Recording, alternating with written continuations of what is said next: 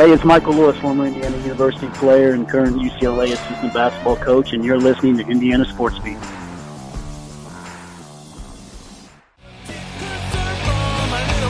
Welcome back to Indiana Sports Beat with Coy O'Leary coming to you from the Golf Club at Eagle Point Studios, powered by Rivals. Joined now by Andy Katz, one of the most well-known faces and names in college basketball. Andy, how are you, sir?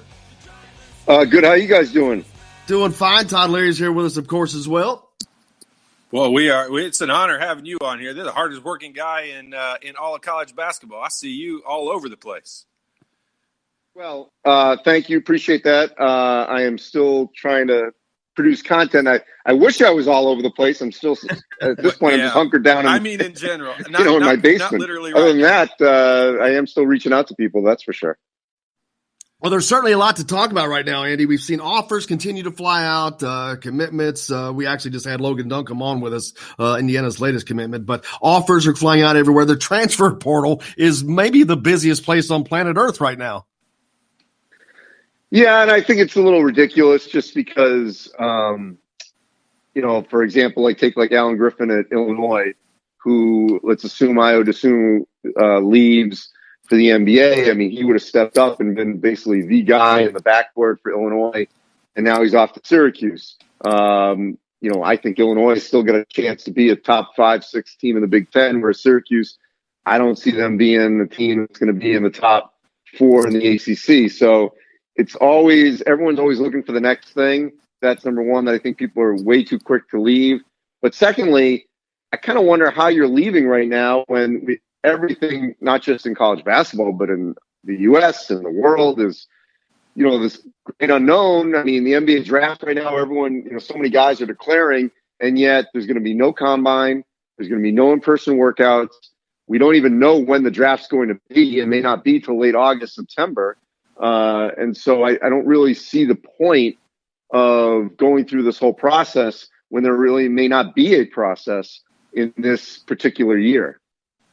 Yeah, it's nuts. Make sure you follow Andy at March Madness and the at March Madness 365 podcast. Your latest your first Power 36 list of the new season out yesterday. We were talking about that. Man, the Big Ten still looking unbelievably strong. Yeah, we would have had, I think, we would have had 10 from the Big Ten in the NCAA tournament. I think next year, I have to think about this. I don't know if it'll be 10, but I could see a real strong 8 at least. And once again, national title contenders. I talked to Luka Garza a couple of weeks ago, right after all this happened, and I got the impression from him that he's going to stay. And if he returns, and he's the overwhelming favorite to be the National Player of the Year, let alone Big Ten Player of the Year, and Iowa would be, I think, the favorite. And then Wisconsin returns, almost their entire team plus a good recruiting class. So those two would likely be the top two, but I wouldn't dismiss, Michigan State, Illinois, Purdue, Ohio State. Even though Purdue lost Matt Harms, I think Indiana, the team you guys cover obviously very well, will be right in that upper mix grouping. Are they the second tier? Are they in the first tier? We'll have to wait and see. But, I think that they will be a team that's going to be in the tournament. Rutgers is going to be right up there. They just got a top 50 player from the state of New Jersey, who, by the way, may not have gone there had it not been because of this global pandemic. He said to me and others that, it made him realize that he wanted to stay close to home. So there's a perfect first case that we know of someone who said, this is affecting me. I want to stay close to home. So they should be right back where they were. And so, it just shows the depth that the league's going to have yet again. Yeah, you mentioned that. I saw that across the lines in football recruiting. Ohio State was getting a lot of the top-ranked guys just because they offered them. They weren't able to visit or anything. They just went ahead and committed because they felt that was their best offer, and they're coming out way ahead because of that. So, yeah, we see that crossing the lines in all of sports, and it's just amazing to me the changes you talked about. Matt Harms, one of the more surprising moves in the transfer portal, just something for us to talk about, but it just surprising because it didn't make a lot of sense to me or any of us, but I guess things don't have to make sense.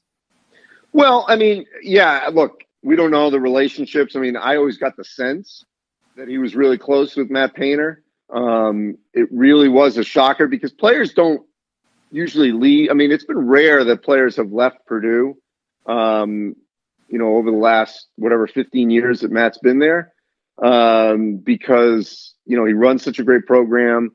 They've got a great sense of community there, great fan support, as you guys know, great home court. I think one of the best in the country. And with Harms, now maybe he thought the year before, with Isaac leaving, that he was going to end up being the guy, and then Travion Williams comes in and is much more productive. But I think Purdue, could be a team that this year they weren't going to make the tournament had there been one. Next year, I feel confident they would have, or they will be. And so once again, where are you going? Are you going to make sure you go to a winning program? Now, he will be highly sought after because he's 7'3". He's very skilled. He's a one-year guy that, knows that he wants to win. So this choice for him should be really interesting because he should go to a program, unlike when I'm talking about Alan Griffin. He should go to a program where not to disparage Syracuse, but a program that for sure is going to be in the tournament next season. Yeah, I saw some of the offers, and he's got some good ones. We'll see how that turns out. But as far as the Big Ten again in Iowa, man, if they get these guys back, because they got a lot of guys coming back. Jack Nunty, who's from Indiana, of course, that was redshirted last year, and I think they had some other injuries. Could they be? Are they a favorite to win the national championship if they have all those pieces? I think they would be one of the favorites. They wouldn't be the favorite, but I think they would be the favorite to win the Big Ten.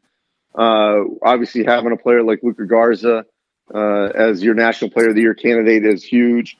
And the whole thing with them has been the other guys, like you said, staying injury-free, C.J. Frederick especially, Jordan Bohannon. Let's assume he comes back healthy from his hip surgery.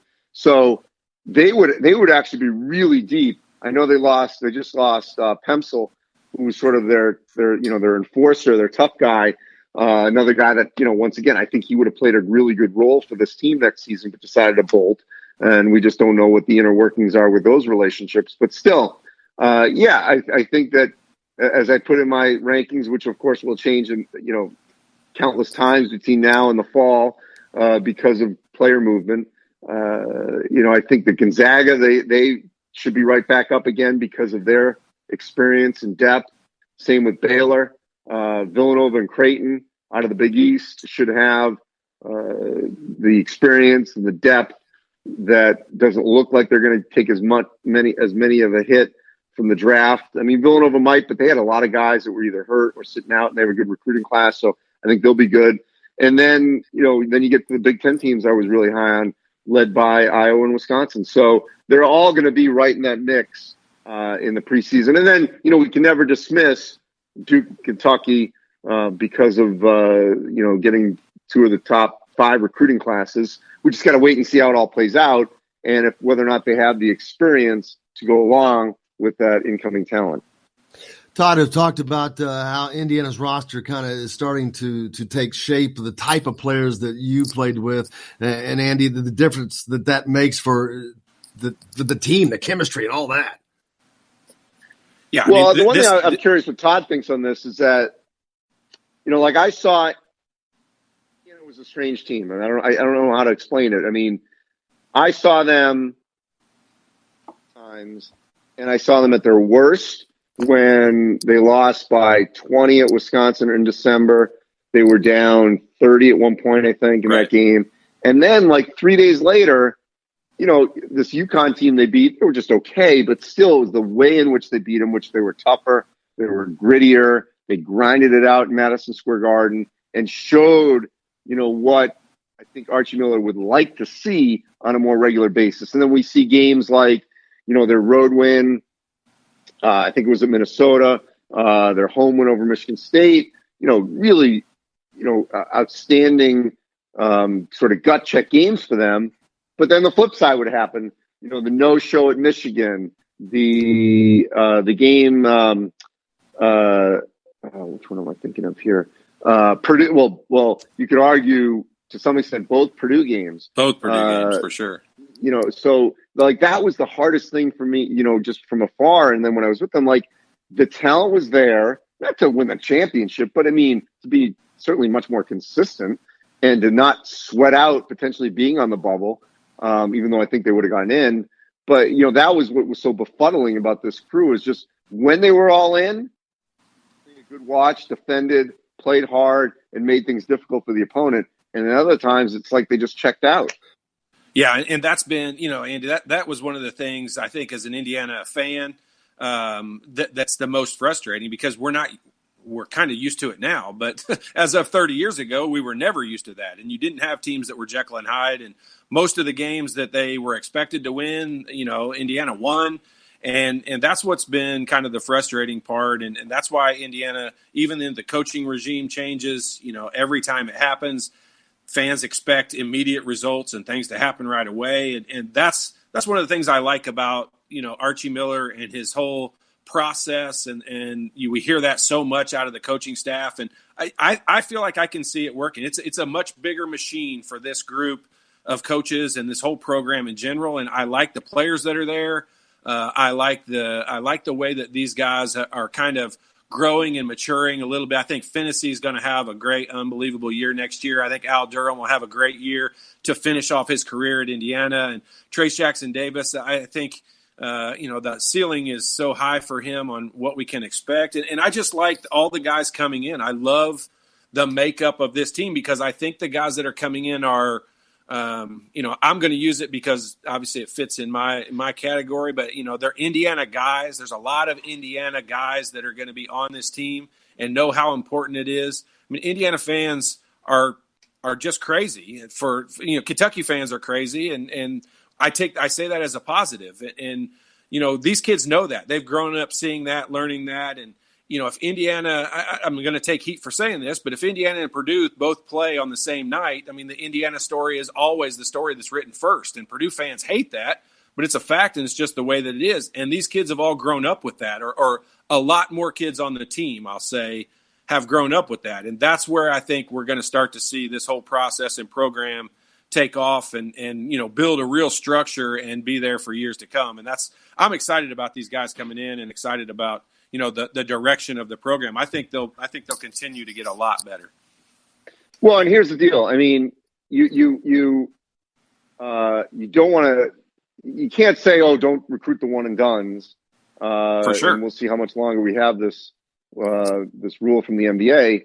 But at the same time, to compare those two programs, what's been so successful for Purdue, and I always remember something that Mike Bray said to me years ago, and it's so true. And I just, teams that win consistently are the teams that get old and stay old. And as an example, Gonzaga and Villanova have been incredibly successful over the last 5 to 7 years, in large part because they've been able to do that. And when Purdue's been good, they've been able to do that. In Indiana, whether it's Tom Crean, whether it's Archie Miller, in the last decade, every time they've started to make some movement, some guy leaves, early, and they didn't maybe maximize that for whatever reason.